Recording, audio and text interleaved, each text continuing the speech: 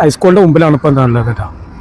വേറൊന്നുമല്ല, ഇവിടെ ഇതിലെ പാസ് ചെയ്തപ്പോൾ കണ്ട ഒരു കാഴ്ചയാണ്. നമ്മുടെ ഒരുപാട് വർഷങ്ങൾ പഴക്കമുള്ള ഒരു മിഠായിക്കട ഉണ്ട്. ആ മിഠായിക്കടയാണ് ഇന്ന് നമുക്ക് കാണാൻ പോകുന്നത്. എല്ലാവർക്കും പരിചിതമായിട്ടുള്ള ഒരു കട തന്നെയാണ്.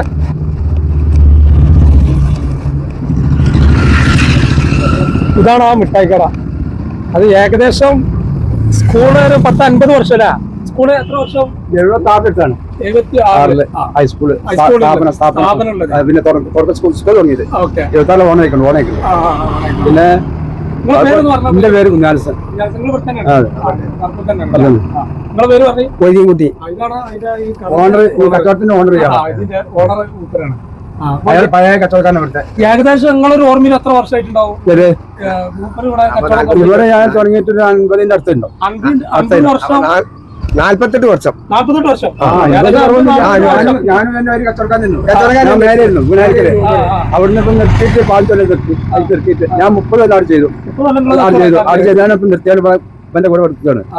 മിക്കച്ചാലും ചൊല്ലിക്കൊണ്ട് ഒരു ഒരു കമ്പനി ചെയ്ത് കൂട്ടുകാരനായിട്ട്